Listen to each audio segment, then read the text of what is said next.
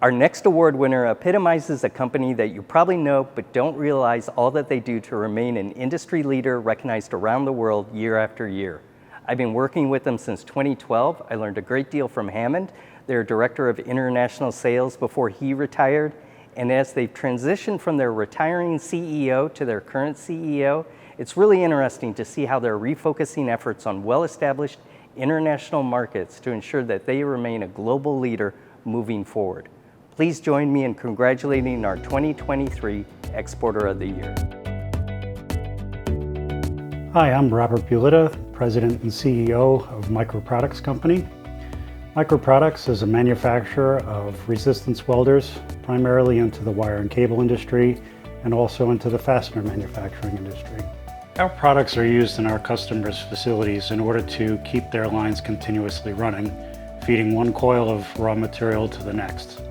In essence, our machine is used to connect the end of a coil of raw material to the beginning of the next, and that eliminates the need for our customers to shut down their machinery, which could be quite costly.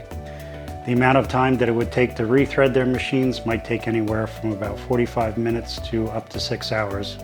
And as you can imagine, that's a tremendous loss in productivity and profits. During these times where supply chain issues are everybody's problems, one of the things that we pride ourselves in is that a lot of our material are sourced locally here in the Peoria area. Our products are very well known for their dependability. In fact, it's not all that uncommon in order to walk into our customer's facility and come across a machine that's at least 70 years old and still in working order. We've been working with the Illinois SBDC International Trade Center at Bradley University for many years now, beginning probably back in 2008 to 2012 timeframe. The center has been instrumental in putting us in touch with foreign consulates to help us with identifying manufacturer reps in foreign countries for our products.